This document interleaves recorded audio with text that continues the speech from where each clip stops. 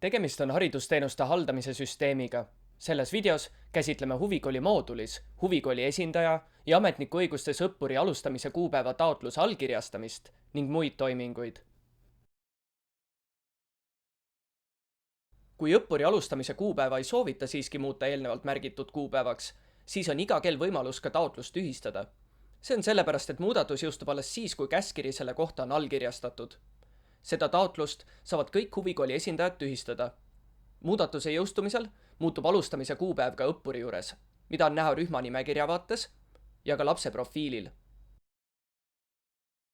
Rühma nimekirja saab kuvada avalehelt, minnes huvikooli nimele ning alla kerides valime vastava rühma.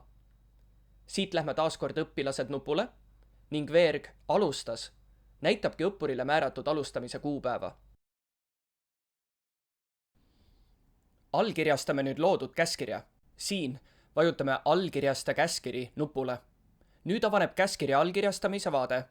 Siin vaates on võimalus lisada märkus, mis on nähtav käskkirjad vaates, kus on näha kõiki allkirjastatud käskkirjasid ja on võimalus ka neid alla laadida. Kui õppuri kohta on juba tehtud alguskuupäeva muutmine, mis pole allkirjastatud, siis ilmub alustamise kuupäeva muutmisel pop-up akna ülemises osas sinise kasti sees ka vastav info ning süsteem ei lase uuesti alustamise kuupäeva muuta.